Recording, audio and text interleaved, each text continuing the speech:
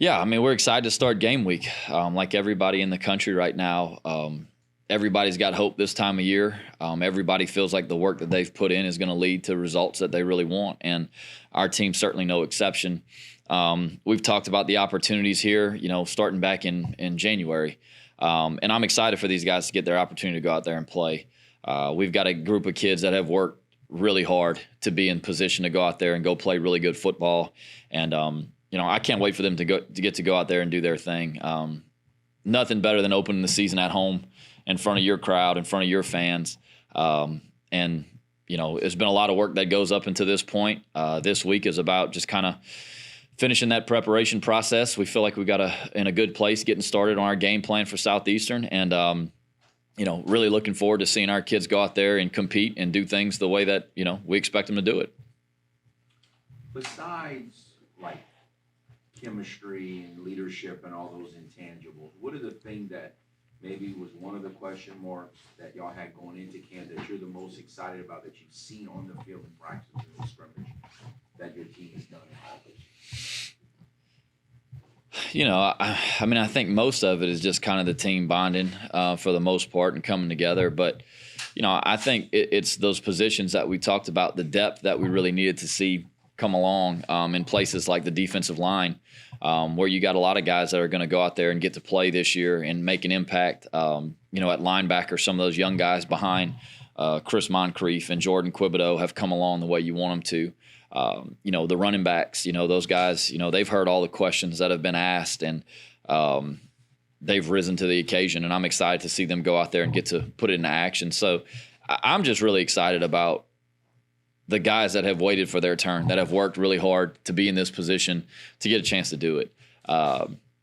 That's really what it's all about. That's why college football is so great, right? You have the unknowns that come out of nowhere and contribute and make a difference. And you add that into the ones that have been here that people expect to do good things. And I think you got a whole new chemistry every year. And I like where this team's at a lot. I really do. I felt like our leadership from the very beginning would be something that helps us to continue on, the trajectory we were on. Leadership has been phenomenal to this point. And, just the morale of the team and the work ethic that this group has is something that I know is going to be a lot of fun. Coach, why is it so important to face high-quality opponents, not just in your opener, but just in general? Southeastern being a preseason ranked team coming in the FCS, why is it so important to face teams like that? Well, schedules are made so far in advance. A lot of times you can't really control it. I think it's nothing but a good thing. You play a team like Southeastern, and they're used to winning, and you watch them, offense, defense, special teams, they've got really good sound schemes, and they've got good players that have played a lot of ball, that have produced a lot for them. So, you're going to get a team that's going to come in here and expect to win. A ton of respect for, Coach Selfo. Been knowing him a long time, his career, but certainly what he's done at Southeastern since he's gotten there, it has been nothing short of really impressive. You look at their team across the board, they've got good players all over the place. And shoot, you go back to 2017, we played them here. They've played FBS teams every year really, really close. And they're going to come out here, and the stage won't be too big for them. They're going to come out ready to play. And that's really what you want, right? The competitive games help to get you ready for conference play. At the end of the day, the goal every year is to win your division and conference, and you have to prepare for that. And so I think playing a team like Southeastern that this game's going to mean a lot to their staff, to their players, and they're going to come out here and play really good football. So for us, it's a great thing. Getting to play at home opener to an in-state team is always huge. It's great for our crowd, great for our fan base, great for our players. Coach, it's the first game, so there's always a little bit of an unknown.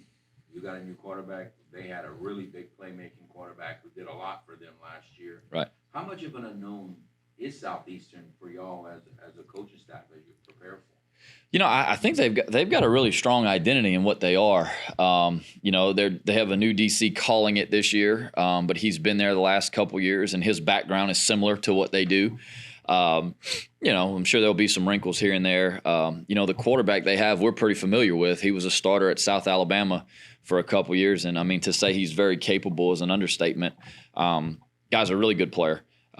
Their offense, what they do on offense, they're very multiple. They a lot of different personnel groups, and they do a lot of things out of it. Cole Kelly, obviously he threw for 1,000,000 yards over there, but the guy ran the ball pretty well too. So the guy they have now, he is a good athlete, probably a better runner than Cole was, I guess faster than Cole was.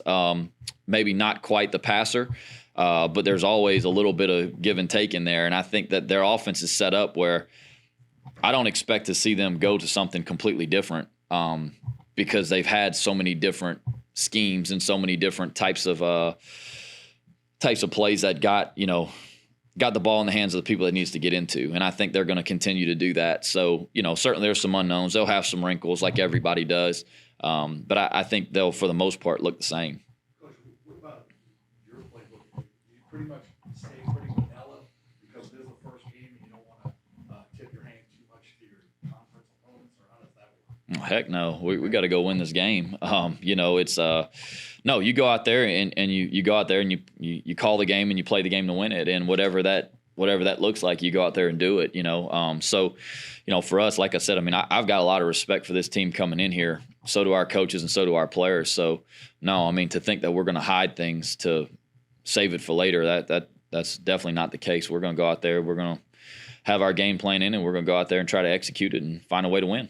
Obviously, your game plan hasn't been implemented to no degree at all yet, but their secondary has a lot of guys that have some skill there, including a local guy, Zai Alexander, preseason All-American. Could you speak to the talent level of that secondary, and what are you guys looking to do to kind of do that?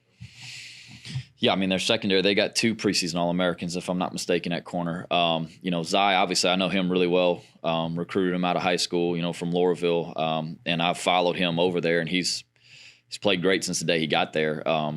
They're really talented on the back end. I think defensively, I think their front's really good as well. So it's not like you can say, well, we're going to sit back there and do all this stuff to pick on the secondary, because they have a lot of players on defense that they roll in on the D-line, a good group. You're going to have to be really, I think, precise in the pass game. You're going to have to take what they give you. They don't play, straight man all the way across the board the whole game. They do it in spots. But, we're just going to have to read the defense and go where the ball needs to go. And our guys that get it, they got to make plays after the catch. You got to take what they give you. I don't think if it gets in the game where you try to force it, their secondary has good players in it and they make plays on the ball. So you got to take what they give you. You got to be patient. And I think you got to make sure that you're trying to make your receivers runners after the catch, give them a good ball where they can run and try to get yards. And you certainly don't want to live in the world where you're trying to force things into bad looks, because they have players that can definitely make plays on the ball.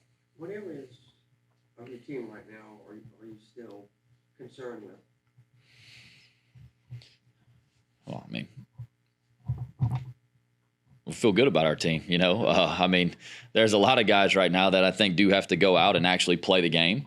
I certainly expect our kids to make mistakes.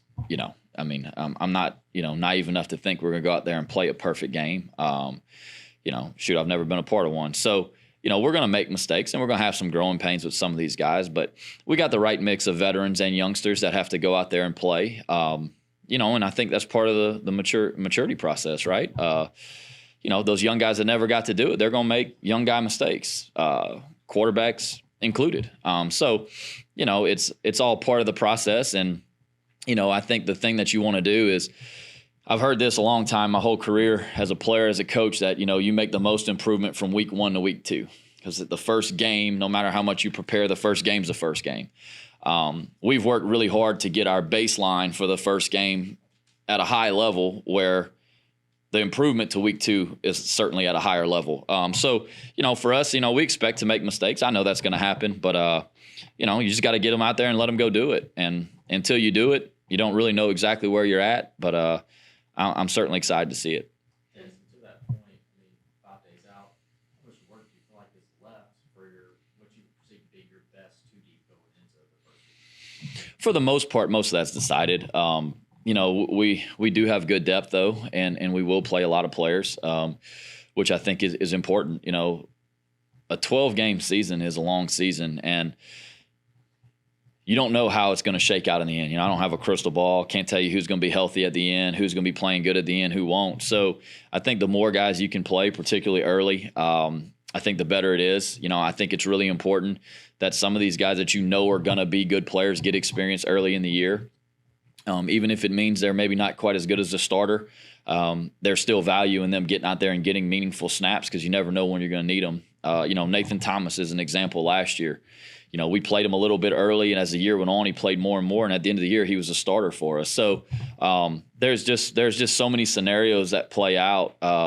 Even on the two deep, you're still going to have some guys that are third string guys that are going to play and going to deserve to play. So, most of that is set, but there's always a lot of work to do when you talk about sitting here on a Monday of a game week. There's a lot of things to clean up and to get solidified as far as game plan goes, and who gives you the best chance to go out there and go play every week. That's something that we, week to week, we've decided, and you guys have seen that over the years, at running back, in the past when, you had, Chris and Regis and Eli and even Raymond, who went out there first and took the first snap. Well, that was always decided week to week. So I think there's value in those competitions as well. So, a lot of the guys that deserve to play are going to play though, whatever that order looks like.